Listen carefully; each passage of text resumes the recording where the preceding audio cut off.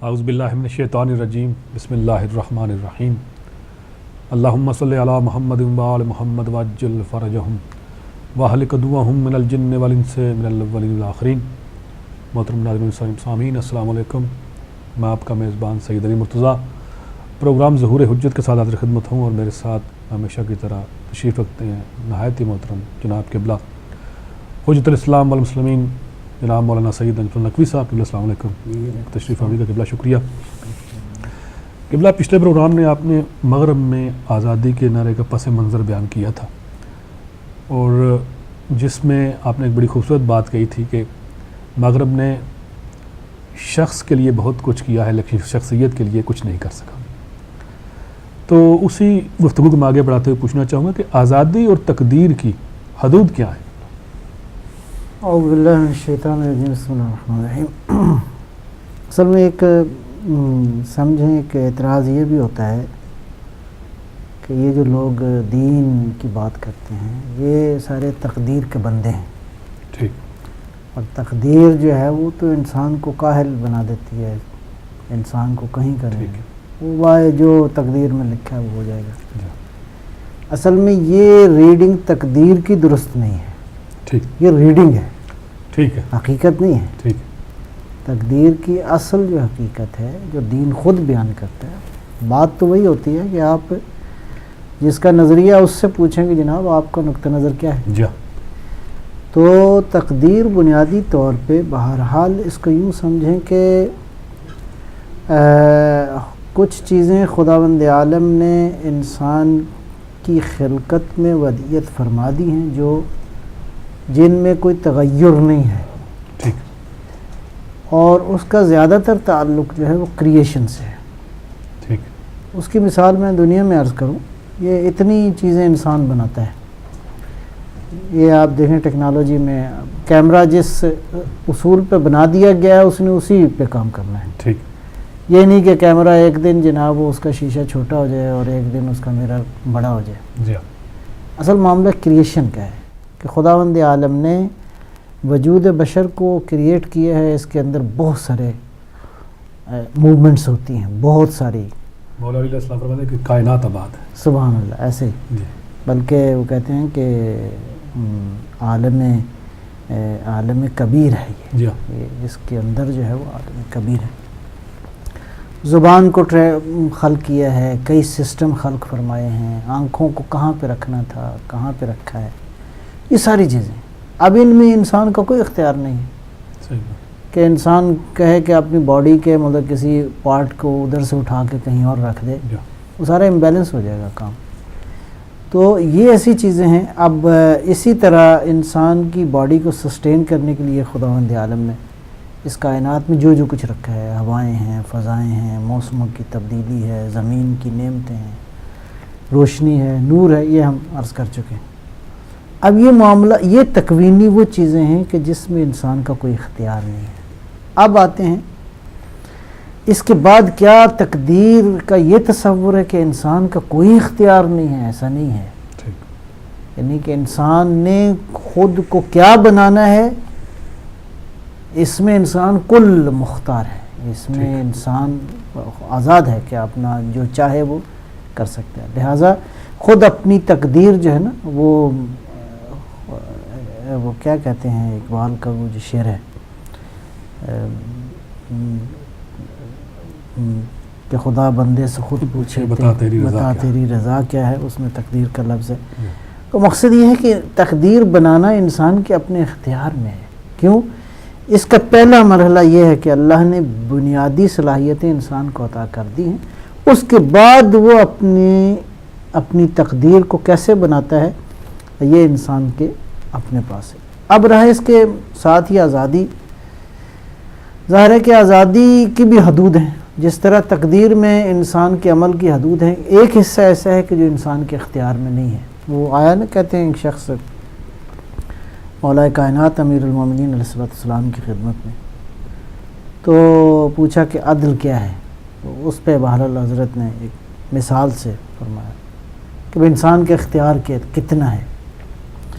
تو حضرت نے فرمایا کہ ایک ٹانگ اٹھاؤ، تو اس نے اٹھا لی، فرمایا دوسری اٹھاؤ، کہا جی یہ نہیں کر سکتا۔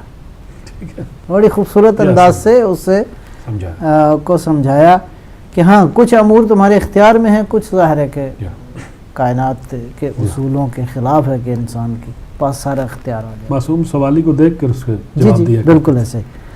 تو اس کے بعد آزادی بھی اسی طرح ہی ہے۔ آزادی ظاہر ہے کہ ایبسولیوٹ فریڈم تو کوئی بھی قائل نہیں ہے، کوئی بھی دنیا کا عاقل ایبسولیوٹ فریڈم کی بات نہیں کرتا۔ اصل میں یہاں پہ کیا ہوا ہے وہ اس پہ بعد میں آئیں گے کہ مغرب نے جو فریڈم کا، لبرٹی کا، لبرلزم کا، لبرٹیرینزم کا جو نعرے لگائے ہیں، اس کے پیچھے کیا مطلب ہے وہ چیزیں تھیں اور ہوا کیا ہے، انحراف کہاں پہ پیدا ہوا۔ لہٰذا آزادی بھی ظاہر ہے کہ ایسی آزادی جو دوسرے انسانوں کی آزادی کو سلب کرے اس کی کوئی گنجائش نہیں ہے، یا آزادی کا وہ تصور کہ جس سے انسان کی ذات کو نقصان ہو، اس کا کوئی تصور نہیں۔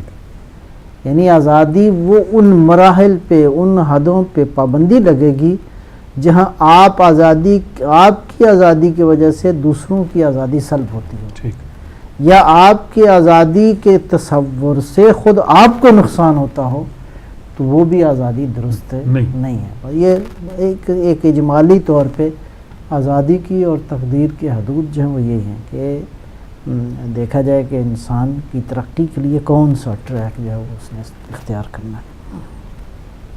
جی میرا خیال ہے قبلہ آزادی سے ہی متعلق سوال پوچھنا چاہوں گا کہ آزادی کی اقسام رہنمائی فرمائیں، کتنی اقسام ہو سکتی ہیں؟ آزادی ویسے تو وہ پچھلی بار بھی شاید میں عرض کیا تھا کہ ابھی جو آزادی کے حوالے سے تصور پایا جاتا ہے، بہت ساری آزادیوں کی بات ہے۔ آزادی بیان ہے، آزادی کیا کہتے ہیں مذہب ہے، آزادی پریس ہے، آزادی عقیدہ ہے، بہت ساری، اقتصادی آزادی ہے، سیاسی آزادی ہے، اس میں کون سا سسٹم ہونا چاہیے۔ بہرحال لیکن اگر ان سب آزادیوں کی اصل سورس کی طرف جائیں تو 3 تصور بنتے ہیں۔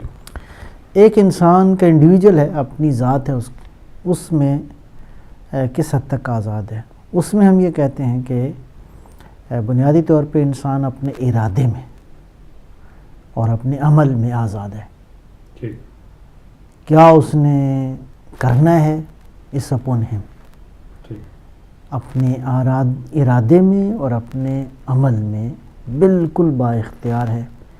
اس میں ایک مرحلہ تو یہ ہے کہ اپنی ذات کے لیے یا جو وہ سمجھتا ہے اپنے ارادے میں، اپنے عمل میں وہ اختیار ہے۔ ایک بحث تو آزادی کی یہ ہے کہ انسان اپنے ارادے میں کیا ہے۔ دوسرا جو ہے وہ اس کے حقوق ہیں۔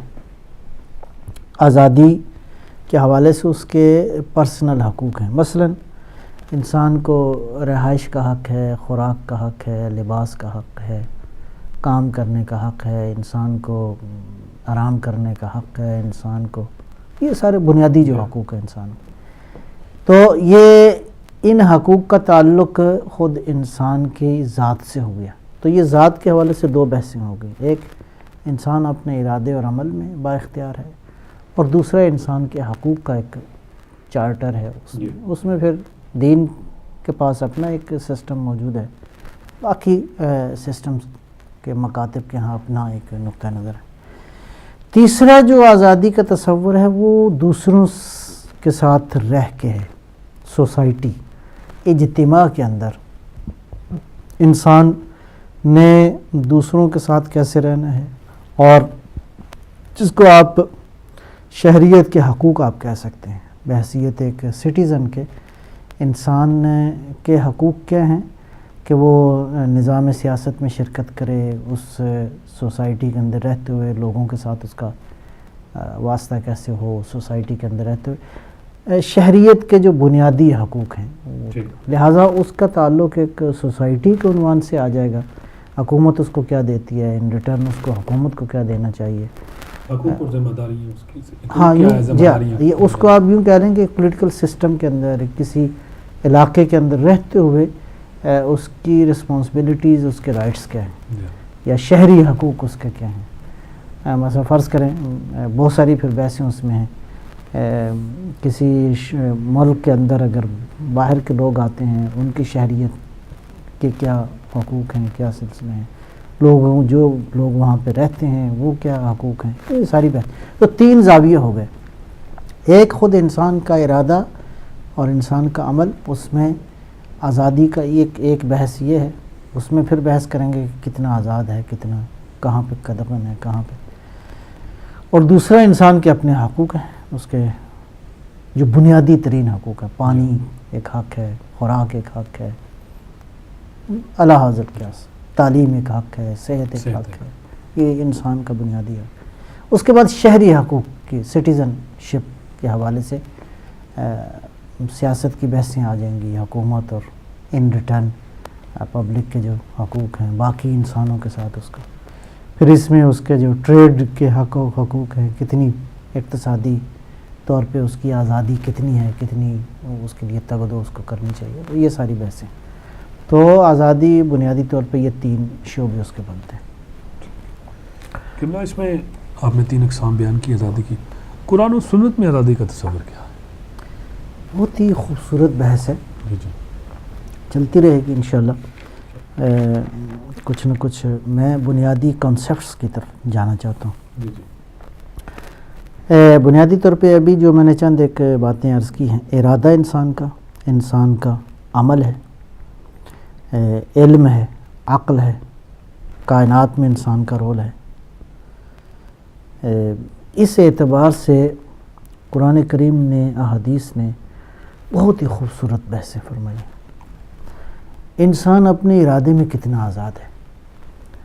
تو ہم یہاں سے شروع کرتے ہیں کہ خداوند عالم نے پہلے مرحلے میں انسان کو صلاحیتوں کا ایک بے پناہ سلسلہ دے دیا ہے، جس کو ہم یوں اشارہ کریں گے فَأَلْهَمَهَا فُجُورَهَا وَتَقْوَاهَا.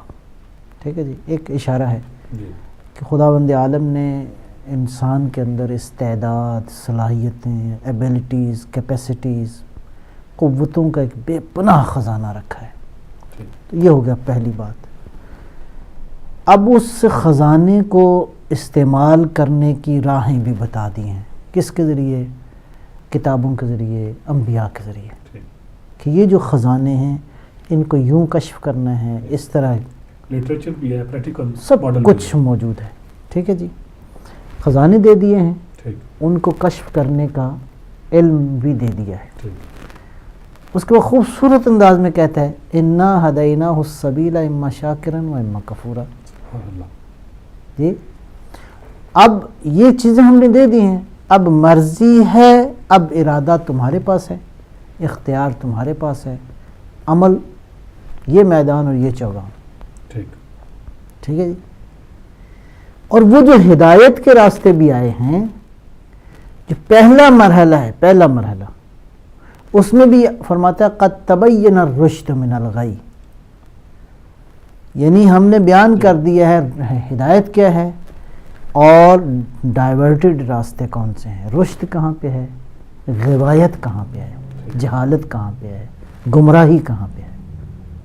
ٹھیک ہے جی، یہ واضح کر دیا. لا اکراہ فی الدین. دیکھو ہم اکراہ نہیں ہے، اس میں مرضی ہے تمہاری، اختیار سے اس دنیا کے اندر چاہو تو آزاد رہو، چاہو تو غلام ہو جاؤ. جی کیسا خوبصورت ہے کہ انسان اپنے ارادے میں، عمل میں بالکل آزاد ہے. اور اس سے پہلے جو کیا ہے وہ 2 کام کیے ہیں دین نے. ایک، تمہیں صلاحیتوں کا بے پناہ خزانہ دے دیا ہے. 2، تمہاری ان صلاحیتوں کو منکشف کرنے کے لیے خدائے حکیم و کریم نے تمہیں ہدایت کے راستے بھی واضح کر دیے. غی بھی واضح ہے، فجور بھی واضح ہے، تقوی بھی واضح ہے. اور اب اگر آؤ گے تو تمہارے لیے میدان بھی کھلا ہے. اس سے بڑی آزادی کی دعوت کیا ہو سکتی ہے کہ دین کہتا ہے اپنے وجود کی سرحدوں سے نکل کر کائنات کی طرف آ جاؤ. سخر لکم، جی اللہ وہ ہے سخر لکم ما فی السماوات و ما فی الارض جمیعا منہ ان فی ذلک لآیات لقوم یتفکرون. جی اب وہ جو خزانے دیے ہیں اس میں ایک عقل ہے، علم ہے، ٹھیک ہے جی. اب چاہو تو علم اور عقل کے خزانوں کو استعمال کرتے ہوئے کائنات کو تسخیر کرنے کی طاقت تمہیں دے دی ہے. اب اس سے بڑی بات کیا دین کیا کرے کہ تم چاہو تو اس زمین کی سرحدوں کو کراس کرتے ہوئے آسمانوں تک بھی تمہاری رسائی. اور ایک یہ نمونہ بھی ہے، وہ کیا ہے؟ بسم اللہ الرحمن الرحیم. سبحان الذی اسریٰ بعبدہ لیلا من المسجد الحرام الى المسجد الاقصى الذی بارکنا حولہ والنجم اذا ہوا ما ضل صاحبکم وما غوی. ٹھیک ہے جی، یہاں تک کہ قاب قوسین او ادنی کی منزل پہ فدنا فتدلی. ٹھیک ہے جی، تو یہ جو منزلیں ہیں کہ اس زمین سے تم لہذا ترقی کے سارے راستے تمہارے لیے میسر ہیں. اب دین نے فرما دیا، یعنی اب اس کو، اور یہ ساری چیزیں کریشن میں رکھ دی ہیں، جس میں یہ جو بحث کی ہے نا خلقت بشر کے حوالے سے. بسم اللہ الرحمن الرحیم. وَإِذْ قَالَ رَبُّكَ لِلْمَلَائِكَةِ إِنِّي جَاعِلٌ فِي الْأَرْضِ خلیفہ، کہ یعنی وہ بشر کہ اللہ نے جب فرمایا ملائکہ سے کہ دیکھو میں خلیفہ بنانے والا ہوں، تو خلافت کن معنوں میں تھی؟ کرسی کے معنوں میں تھوڑی تھی. اوصاف پروردگار کی خلافت، اسماء الہی کی خلافت. اور خلافت کا وہ مقام اتنا بلند تھا کہ فرشتے بھی اس کی عظمت کو پہچان نہ سکے. اللہ کو کہنا پڑا، فرمایا کہ انی عالم ما لا تعلمون. اس وجود کے اندر جو میں نے رکھا ہے اس کی عظمت کو تم نہیں جانتے، میں جانتا ہوں اس کی حقیقت کو. آپ نے دیکھا کہ ایک طرف انسان کو اس قدر عظمتیں عطا کر دی ہیں، عطا کرنے کے بعد ان کو استعمال کرنے کا راستہ بھی بتا دیا ہے اور آزادی بھی دے دی ہے. ٹھیک ہے جی، عملی نمونہ بھی پیش کیا، عملی نمونہ بھی دے دیا ہے. یہ نمونے ہیں 1,24,000، اور اس میں سب سے بڑا جو ہے وہ یہ ہستی ہے جس نے کائنات کی سید الانبیاء والمرسلین. جی جی جی. اچھا، اب یہ تو وہ حصہ ہے پہلو انسان کی ذات کے حوالے سے. ٹھیک ہے جی. اب سوسائٹی کے بعض امور کی طرف میں عرض کرتا ہوں اشارہ. بحیثیت قوم، یہ جو پیغام ہے نا، بسم اللہ الرحمن الرحیم، ان اللہ لا یغیر ما بقوم حتی یغیر ما بانفسہم. اللہ تعالیٰ بحیثیت قوم تمہیں عظمت دے گا. کب؟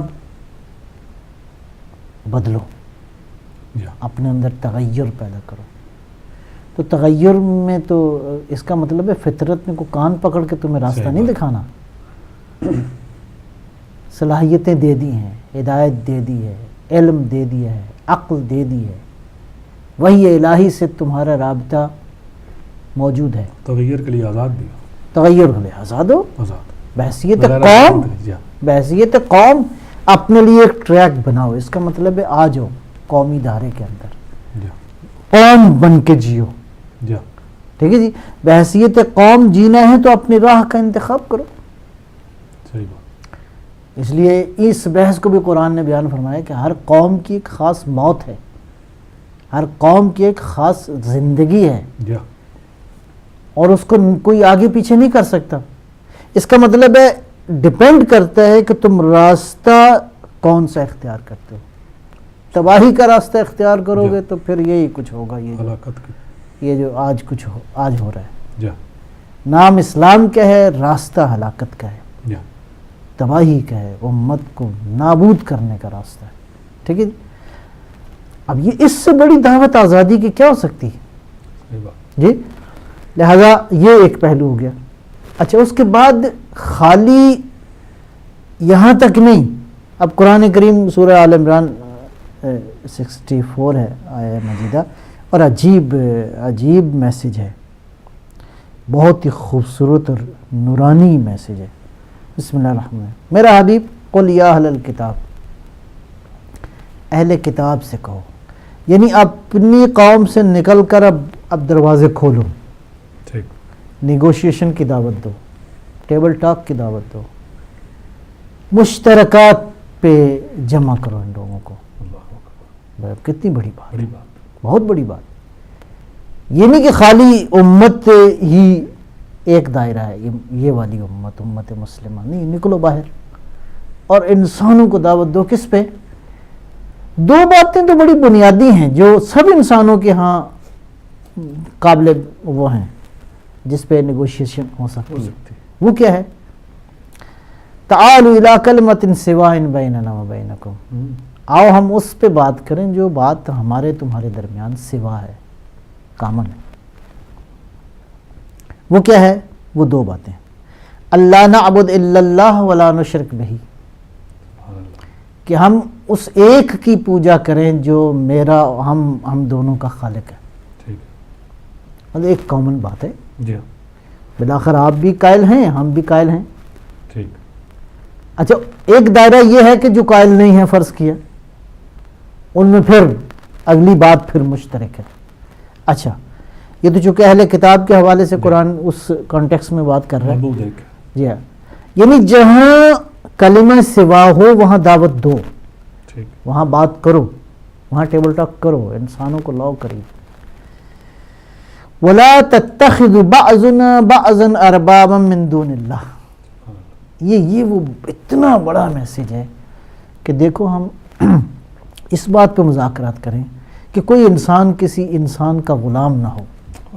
اللہ اکبر، اللہ، وَلَا تَتَّخِذْ بَعْضُنَا بَعْضًا أَرْبَابًا مِّن دُونِ اللَّهِ، کہ ہم دونوں انسان ہیں تو ہمارا ارباب جو ہے نا انسان نہ ہو کوئی، سبحان اللہ، وہ جو ہستی کا خالق ہے۔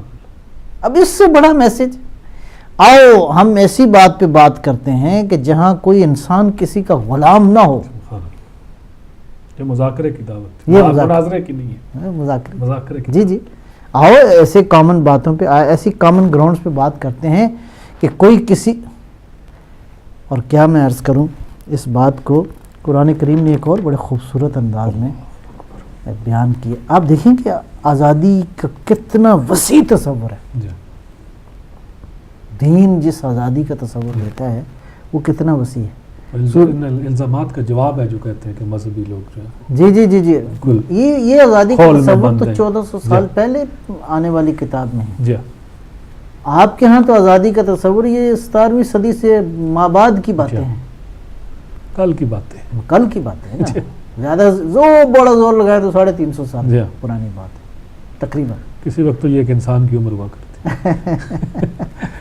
جی، سورہ اعراف کی آیت 158 کا ایک جملہ ہے کہ ہم نے نبیوں کو بھیجا ہے کس لیے؟ وَيَضَعْ عَنْهُمْ إِسْرَهُمْ وَالْأَغْلَالَ الَّتِي كَانَتْ عَلَيْهِمْ، کہ یہ جو اسر کہتے ہیں، وہ اسر کو لغت میں جو معنی ہے اس کا، اللہ اکبر، خوبصورت معنی ہے، یہ جو ہوتی ہے نا، وہ لگاتے ہیں کیمپ، ٹھیک ہے جی، اور اس کو 3 طرف سے 4 طرف سے وہ میخیں لگا کے تو اس کو باندھتے ہیں، جی، اور وہ میخ ہلتی نہیں ہے، ٹھیک، جس سے وہ خیمہ قائم کھڑا رہتا، جی، اس کیل کو کہتے ہیں جو ہلتی نہیں ہے۔ سبحان، وہ زنجیریں اور وہ جو تمہارے پاؤں پہ تمہیں گاڑ دیا گیا زمین پہ، اور تمہیں اغلال وہی زنجیریں ہیں جو گردنوں پہ ڈالی جاتی ہیں، نہ تمہارے پاؤں میں حرکت ہے نہ تمہارے گردن میں کوئی حرکت ہے، ادھر بیڑیاں ہیں ادھر توق ہیں، نبی آئے ہیں ان بیڑیوں کو اور ان توقوں کو علیحدہ کرنے کے لیے، انسان کو آزاد کرنے کے لیے، انسان کو آزادی دینے کے لیے۔ اور آپ تاریخ گواہ ہے کہ غلامی کے اس بدترین تصور کو جو تاریخ اسلام میں صدر اسلام میں تھا، اس کو اگر ختم کیا ہے تو خدا کے نمائندوں نے ختم. بے شک. غلامی کا بدترین تصور تھا. بے شک.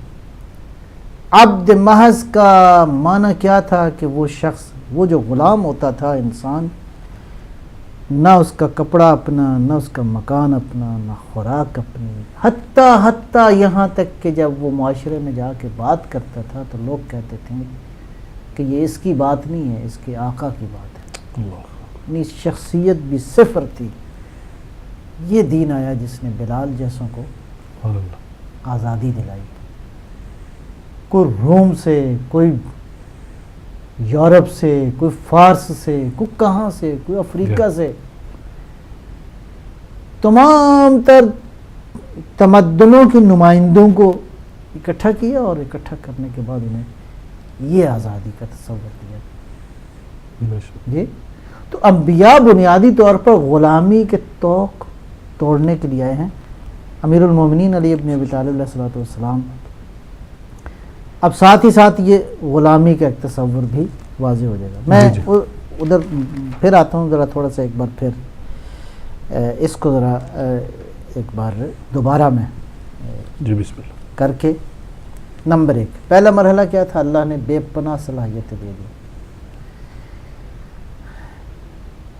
عقل کا خزانہ عطا فرما دیا، علم کی طاقت دے دی، ایبلٹیز کیپیسٹیز کو کھولنے اور ان کو عمل میں لانے کے راستے بتا دیے، ہدایت کا راستہ بتا دیا، کائنات کی تسخیر کی تمہیں دعوت دے دی. ایسی تو نہیں دے دی نا. ایک آدمی ساری کائنات کو مسخر کرنا چاہتا ہے اور اس کے پاس اختیار ہی نہیں، اس کے پاس طاقت ہی نہیں ہے. نہیں، خالق نہیں، یہ سارے تمہیں ارادہ بھی دیا ہے، اختیار بھی دیا ہے، تمہیں طاقت بھی دی ہے، ہدایت بھی دے دی ہے. اچھا اس میں ایک اور اس کی دعوت یہ ثابت کرتی ہے کہ انسان کے پاس یہ طاقت ہے. ہاں، اس لیے کہ ناممکن کی دعوت نہیں دے رہا وہ پروردگار. اچھا اب یہاں پہ کیا ایک سورہ نحل کی آیت ہے 14 نمبر.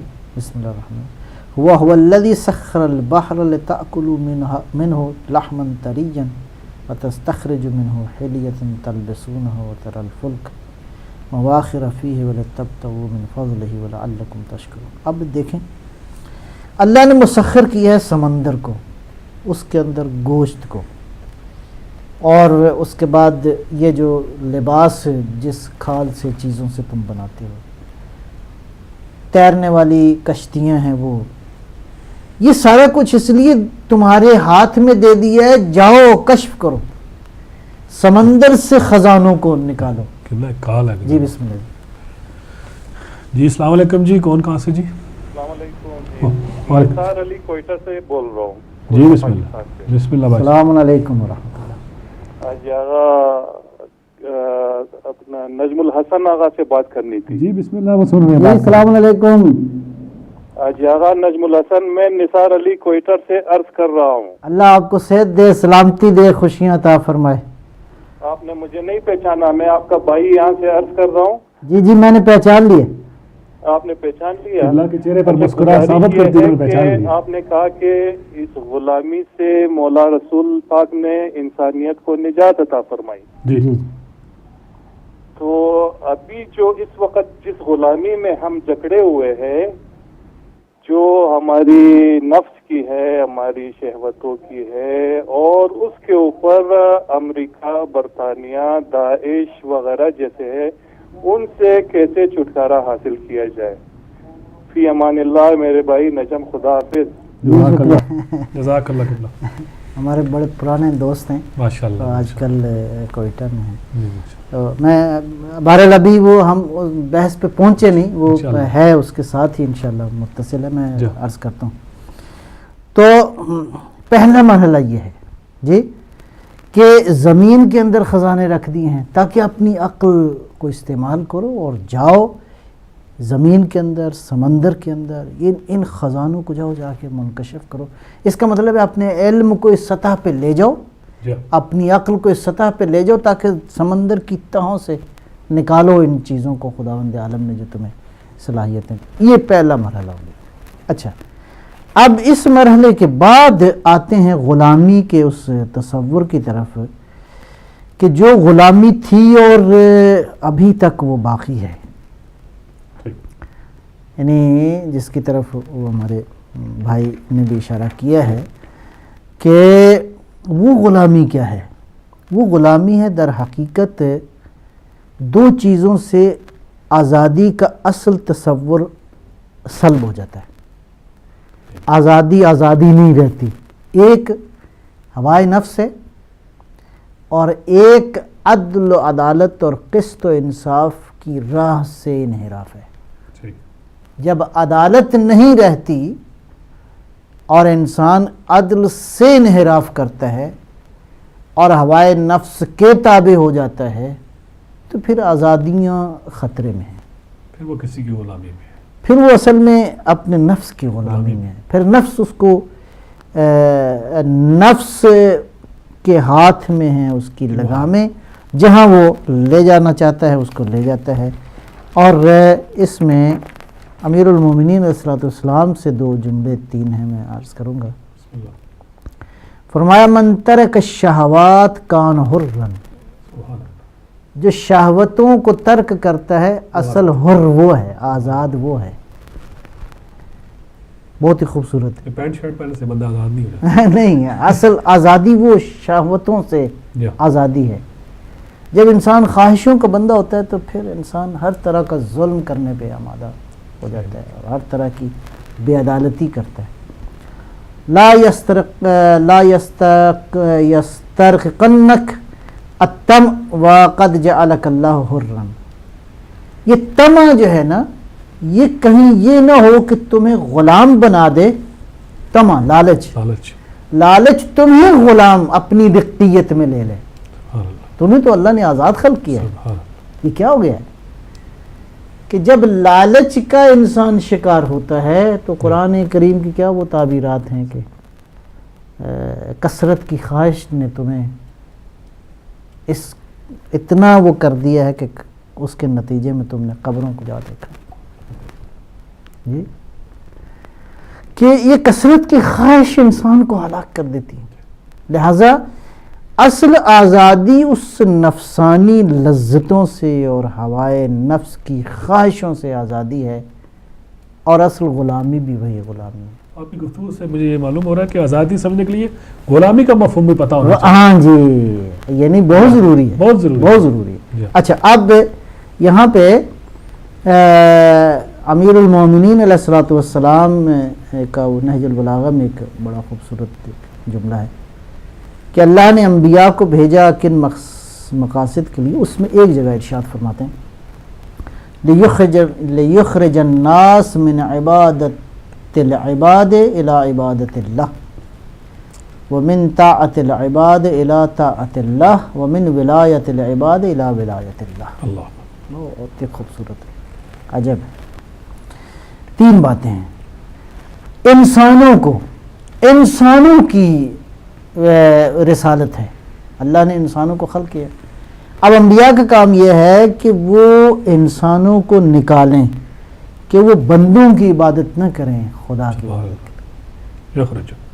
لیخرج الناس، تاکہ ان کو نکالیں، اس عبادت سے نکال کر اللہ کی عبادت کی طرف لے جائیں۔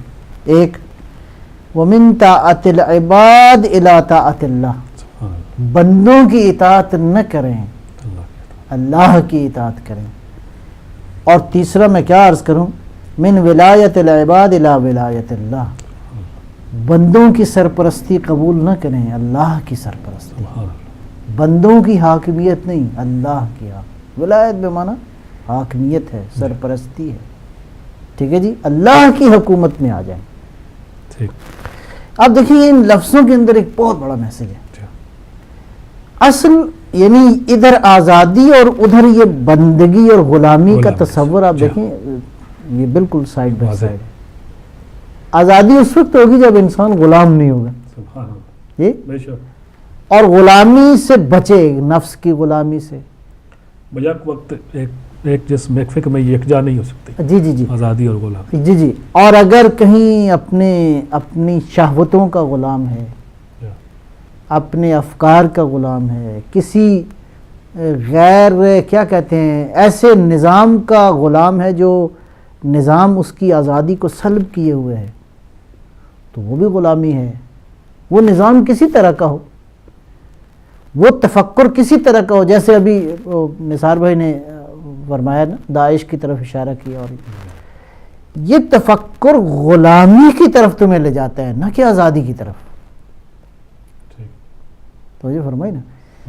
اور اب یہاں پہ قرآن کریم نے ایک جگہ وہ جو فرمایا ان اعبدوا اللہ واجتنبوا الطاغوت، اللہ کی عبادت کرو، طاغوت سے اجتناب کرو۔ اب دیکھیں نا، طاغوت کا لفظ استعمال ہوا ہے، یعنی اللہ کی عبادت اور طاغوت سے بچنا کیوں یہ یکدم ایک ہی اس میں مطلب جگہ پہ ذکر ہوا ہے؟ طاغوت کا معنی ہے سرکشی، یعنی جو چیز تمہیں سرکشی پہ دعوت دے رہی ہے در حقیقت تمہاری آزادیوں کو سلب کر رہی ہے۔ اور اگر تم طاغوت اور سرکشی سے بچو گے اور خدا کی بندگی کی طرف چلے جاؤ گے، تو نماز میں بنیادی ترین ایک درس تو یہی ہے نا کہ ماتھا جب ٹکتا ہے زمین کے اوپر تو انسان اس عقیدے کا اعتراف کرتا ہے کہ کوئی ہے جس کے سامنے یہ سارے ماتھے ٹک رہے ہیں۔ سبحان ربی الاعلی و بحمدہ، وہ ہے اعلیٰ، وہ ہے کبریائی کا مالک، وہ جی اسی کی تعریف ہے، اسی پاکیزگیوں کا مالک وہی ہے۔ لہٰذا یہ میں سمجھتا ہوں کہ اس پہ مزید بھی بات انشاءاللہ ہوگی، لہٰذا خلاصہ اس کو یوں کہا جائے کہ انسان جو ہے وہ اللہ نے قرآن کریم میں اور دین نے جو آزادی کا تصور دیا ہے وہ بہت بالاتر ہے کسی بھی تصور سے۔ بہت شکریہ قبلہ۔ مغرب میں آپ نے قرآن و سنت میں آزادی کا مفہوم تصور بیان کیا، مغرب میں آزادی کا مفہوم کیا ہے؟ میں عرض کروں، ایک تو پچھلے پروگرام میں آپ نے اجمالی طور پر عرض کیا تھا، مزید بھی اس پہ بات ہونی چاہیے، اس میں آپ نے بڑی خوبصورت بات کی تھی کہ مذہبی آزادی سے مذہب سے آزادی کا مفہوم لیا۔ جی اصل مشکل یہی ہوئی، ہوا یہ کہ ایک دور گزرا ہے مغرب کے اندر جس کو تاریخ کا ایک تاریک دور کہتے ہیں، ڈارک ایجز کا زمانہ کہا جاتا ہے۔ اس میں جو ہے وہ اہل مذہب کی حاکمیت تھی، میں یہ تو نہیں کہوں گا مذہب کی حاکمیت تھی، اہل مذہب کی حاکمیت نے جو ظلم جور کی بنیادیں رکھی، سو کالڈ، اس کے بعد ایک اٹھی تحریک جس کے نتیجے میں جو تاریخ نے بہرحال لکھا ہے، ادھر برطانیہ کے اندر جو ریولیوشن آیا 1688 کے اندر، یہ تقریباً 1688 کے اندر بادشاہت کا خاتمہ ہوا، اور پھر اس کے بعد آہستہ آہستہ سلسلہ چلا۔ اس کے بعد پھر کہتے ہیں کہ امریکہ میں جو ریولیوشن آیا ہے وہ 1783 کے قریب آپ کہہ سکتے ہیں۔ اسی طرح فرینچ ریولیوشن آیا ہے 1799 1789 میں، تو یہ تقریباً 200 سال راؤنڈ اباؤٹ آپ کہہ سکتے ہیں، تو 200-300 سال۔ اب یہ جو چل رہا ہے سلسلہ، جو پچھلے نظاموں کے خلاف جو سلسلہ آیا، اور یہاں پہ پھر نئی تھیوریز نے جنم لیا، نئے تصورات نے جنم لیا، اور اس میں پھر آزادی، فریڈم کا نعرہ لگا، لبرلزم کی بات ہوئی، اور اس کے بعد اس طرح کی باتیں جو آئیں۔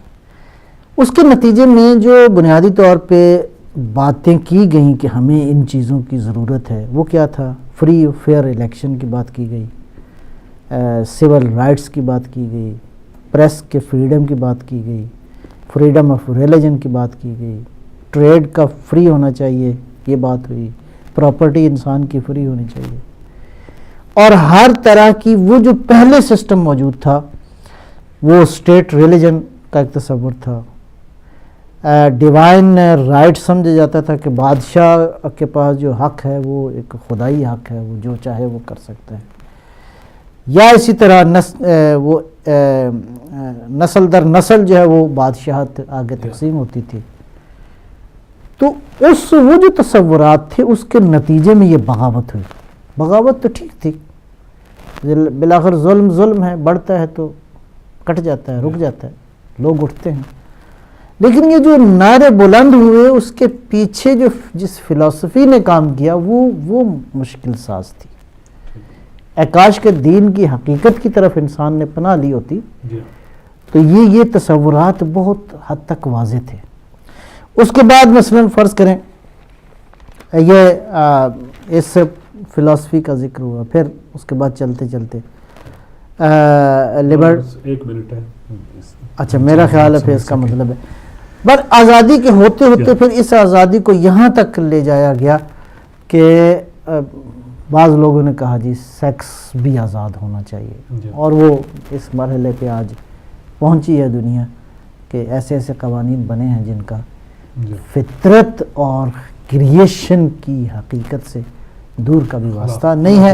بہرحال انشاءاللہ پھر آئندہ اس پہ بات کریں گے. بہت شکریہ تشریف آوری کا، بہت شکریہ. انشاءاللہ پروگرام کا وقت ختم ہو رہا ہے. انشاءاللہ نیکسٹ تھرسڈے 7 بجے آپ سے ملاقات رہے گی. مولا علی علیہ السلام نے فرمایا کہ شریف آدمی جھوٹ اور خیانت سے دور ہوتا ہے. دعا میں یاد رکھیے گا. وعلیکم السلام ورحمۃ اللہ وبرکاتہ.